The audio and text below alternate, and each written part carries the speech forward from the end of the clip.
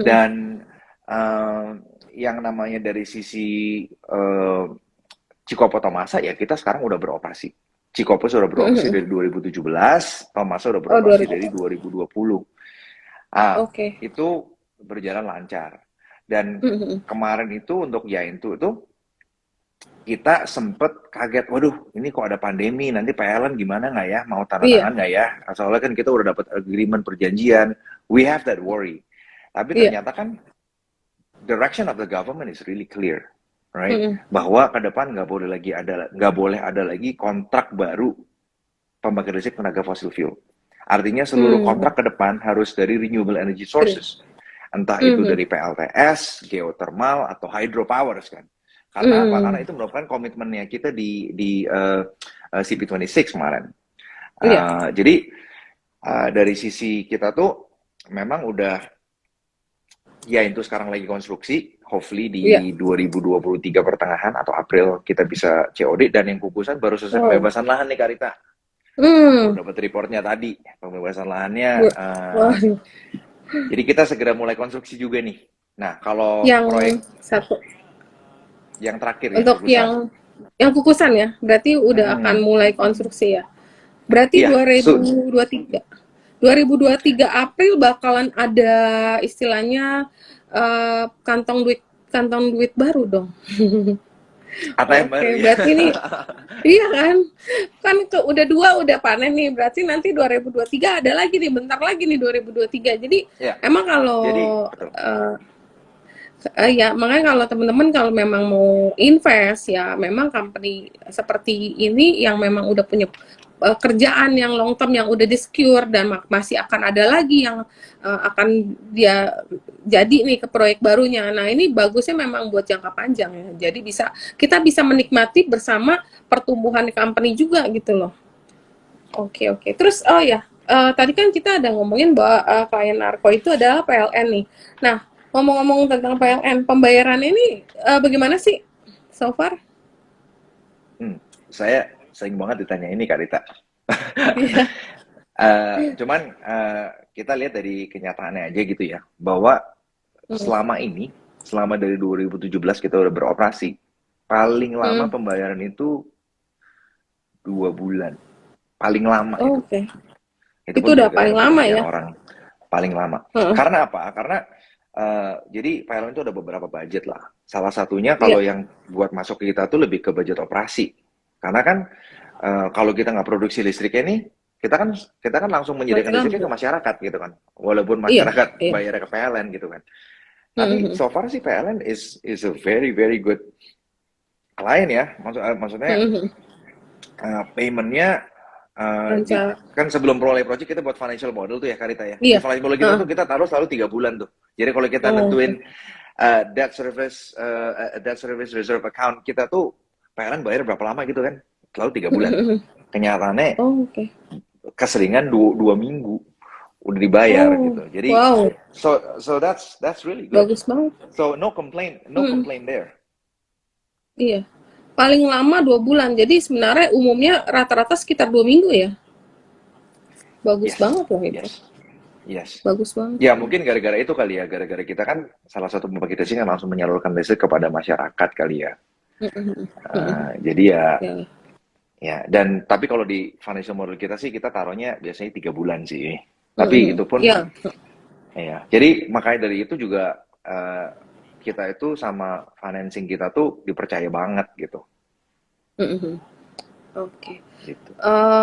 Terus oh ya tadi kan ada ngomong dampak nih. Aku juga sebenarnya udah siapin pertanyaan mengenai eh, seperti kita tahu untuk memanfaatkan energi terbarukan kan tetap perlu pelaksanaan yang demikian ubah agar dampak terhadap lingkungannya kan Hmm, nggak ada yang rusak istilahnya, bisa terjaga. hmm. Nah, siasatinnya itu walaupun tadi Aldo udah ngomong sedikit, tapi siasatinnya gimana sih agar tuh lingkungannya itu nggak ada yang rusak atau tetap terjaga gitu loh. Gimana itu Oke, jadinya? oke. Eh, itu sebenarnya masing-masing perusahaan punya beda-beda policy tuh, ya kan. Benar. Sebenarnya Hmm. the business of renewable energy itself by default Hmm. sebetulnya Hmm. itu sudah suatu suatu bentuk kecintaan terhadap lingkungan sebetulnya. Hmm. Tetapi Hmm. Hmm. pada saat suatu perusahaan melaksanakan pelaksanaan pembangunannya, kadang-kadang itu kontraktor atau orang-orang yang melaksanakan pembangunan itu nggak begitu peduli terhadap lingkungan tuh kadang-kadang. Karena contoh Hmm. misalnya mereka melaksanakan pembuangan limbahnya, olinya sembarangan. Nah, kalau Hmm. Arcora ya again ya, the business itself sebenarnya sudah suatu bentuk kecintaan terhadap lingkungan. Karena listrik yang dihasilkan adalah listrik renewable. Tapi pelaksanaannya itu perlu diperhatikan. Kalau Arcora kita tuh punya namanya Environment and Social Management System. Hmm. Jadi kita jelas nih, kayak kontraktor, lu jangan buang oli di sungai ya, gitu. Ada Iya, iya. cara-caranya lo seperti ini, gitu Hmm. kan. Terus Hmm.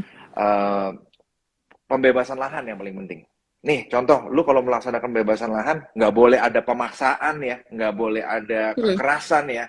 Nah, kenapa Hmm. kita itu masukkan itu semua? Hmm. Karena kita punya financier yang memberikan financing untuk project-project itu adalah dari grupnya World Bank.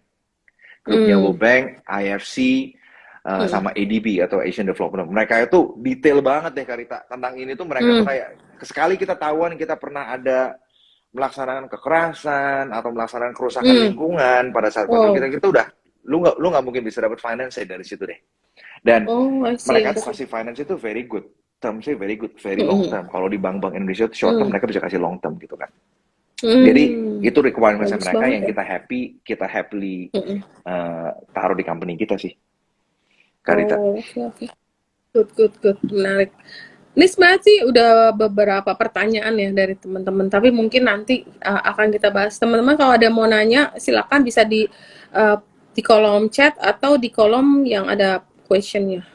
Nah, kemudian kalau kita ngomong lingkungan ini kan nggak lepas dari masyarakat sekitar. Nah, Mm-mm. gimana sih keterlibatan masyarakat sekitar di proyek-proyek Ancora itu, dan ada nggak sih penambahan lapangan kerja untuk masyarakat sekitarnya atau masyarakat yang ya istilahnya kasih kerjaan gitu buat perbaikan Iya, iya, iya. kehidupan sekitar sana. Iya, sebenarnya thank you banget udah nanya itu, Karita, karena itu merupakan suatu hal yang kita selalu banggakan. Makanya kan kalau Karita lihat Hmm. di video public expose kita tuh, salah satu hal yang kita Hmm. kita sedikit tunjukin itu bahwa uh, kita itu bisnis di mana kita bisa memberikan impact yang baik kepada masyarakat. Satu adalah impact Hmm. lingkungan, dan yang kedua impact Hmm. sosial nih. Impact sosial itu apa?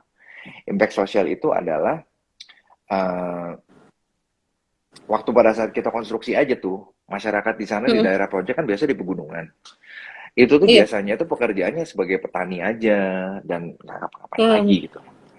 Pada saat Hmm. kita konstruksi, kita hire mereka tuh sebagai jadi Hmm. labornya dan lain-lain. Dan pada saat konstruksi, kita hire sekitar 100 sampai 150 orang.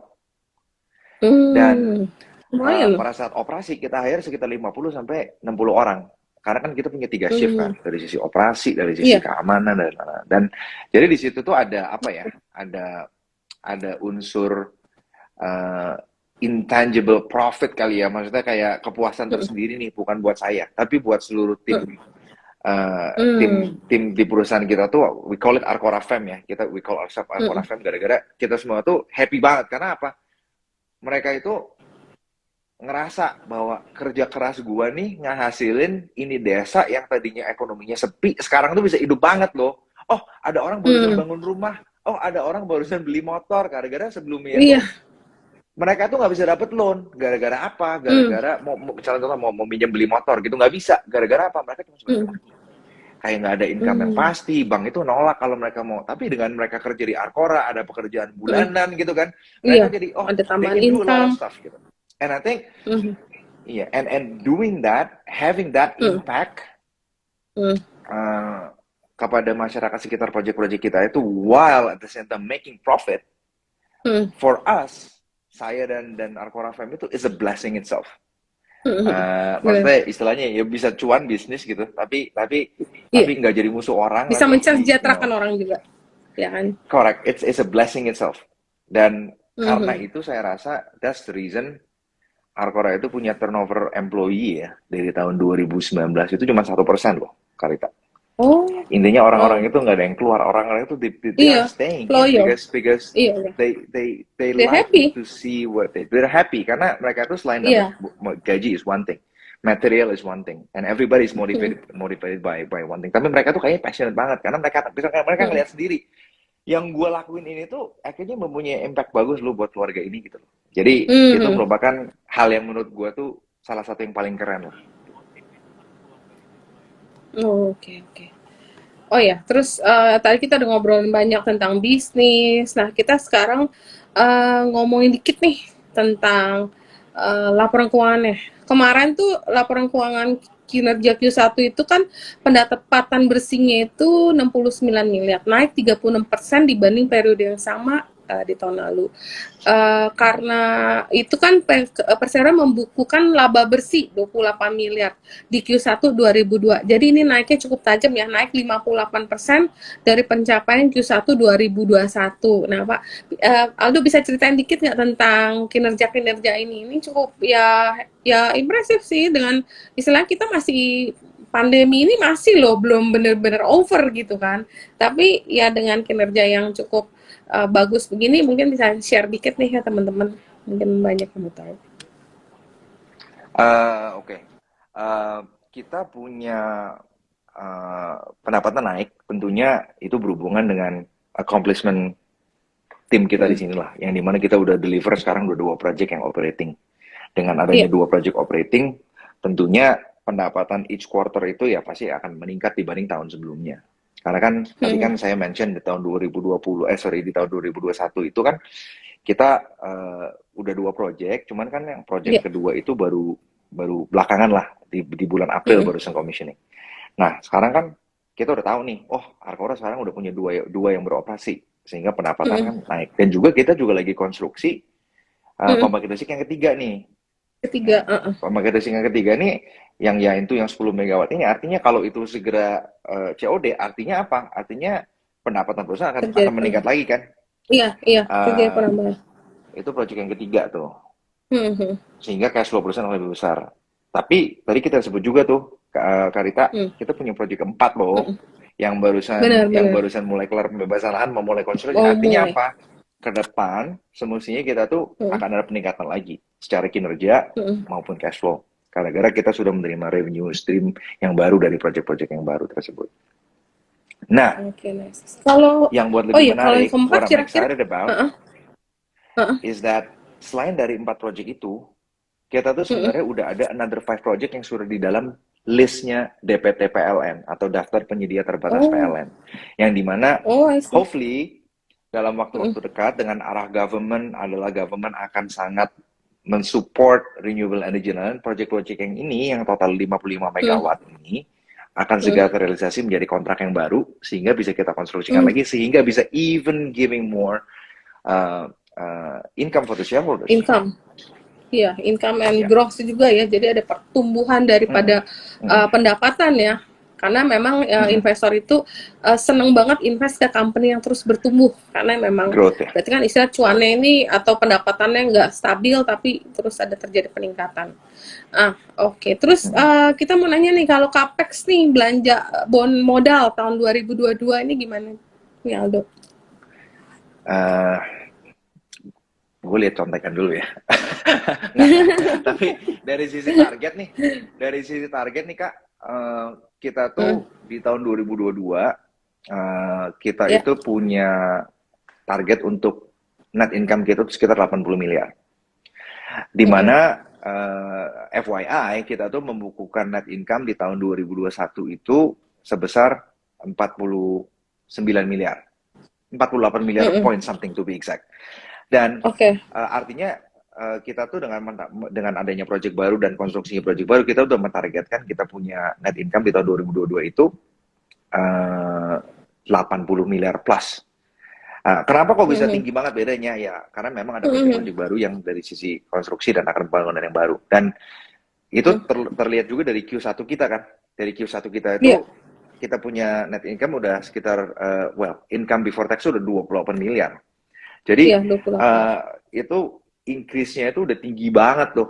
Itu practically udah Hmm, hmm, around 40 around 45 to 50% of the income the whole year tahun 2021 itu kita bisa dapatkan di Q1 2022. So Yeah. I think I think we're doing good, and if we keep focusing on doing our best, we're gonna reach where we want to be. Gitu. Berarti target net income di tahun 2022 adalah sekitar 80 miliar ya. Sekarang udah 28 sekian ya, bagus sih. Oke, terus seperti biasa kan company itu kadang ingin bertumbuh secara organik ataupun inorganik. Inorganik dalam arti di sinilah acquiring atau akuisisi. Nah, gimana sih kalau misalnya biar gampang nggak konstruk lagi, kalau potensi meng-acquire atau mengakuisisi yang udah jadi itu gimana sih? Mungkin nggak? Atau ada dalam pipeline nggak? Mungkin banget Karita. Mungkin banget. Dan mungkin let me try to give the rationale of it ya. Yang jelas, kalau kita bangun sendiri dari nol, pasti ongkosnya itu lebih murah dibanding kita akuisisi. Karena kalau kita akuisisi project yang udah jadi, atau yang udah tengah konstruksi, pasti bayarnya minta premium kan? Pasti ongkosnya mahal, ya kan?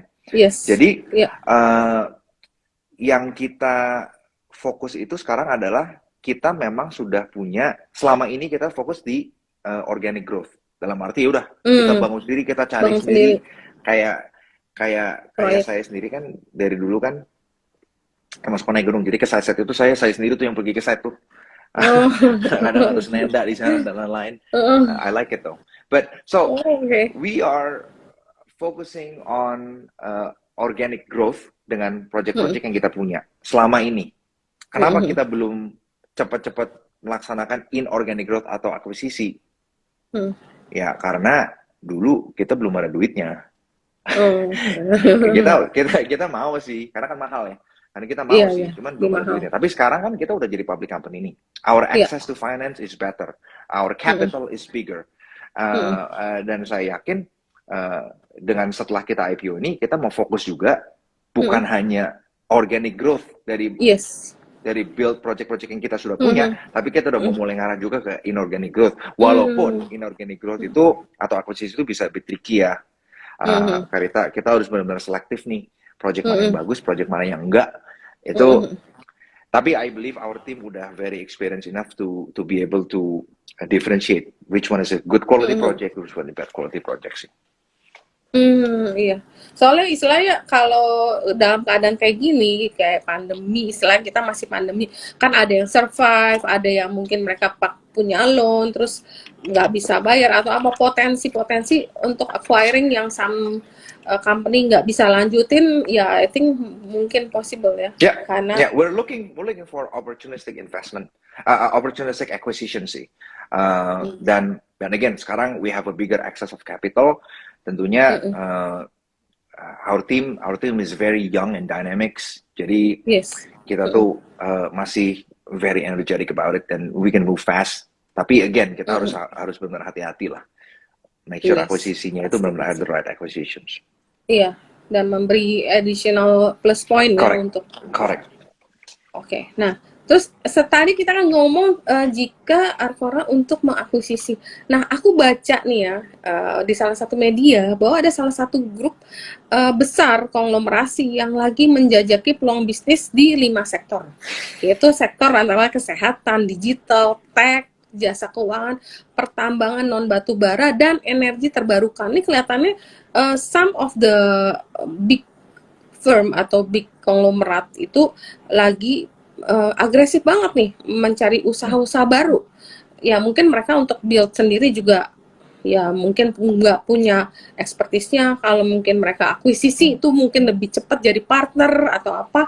Nah gimana nih kira-kira kalau ada satu big group yang tertarik untuk bekerja sama menjadi investor atau menjadi partner dengan Arcora, kira-kira gimana nih Pak? Karena kelihatannya memang kalau kita lihat nih in the world, bukan cuma di Indonesia, arahnya kan memang ke green semua. Jadi ini akan menjadi istilah bisnis yang cukup seksi nih untuk big conglomerate untuk join. Nah, gimana nih kira-kira kalau sampai ada yang tertarik, mau nggak dijadiin partner tuh? Tentunya Difficult questions to answer. But jadi gini sih, Arita, maksudnya obviously this is business kan. Jadi and my job atau kerjaan saya sebagai CEO of the company, president of the company adalah maximize shareholders value. Itu nomor satu deh. Basically that's my main job, right? Making sure that the shareholders, karena ini sekarang banyak orang publik juga nih, nggak tahu deh sampai 8.000 10.000 pemegang saham sekarang.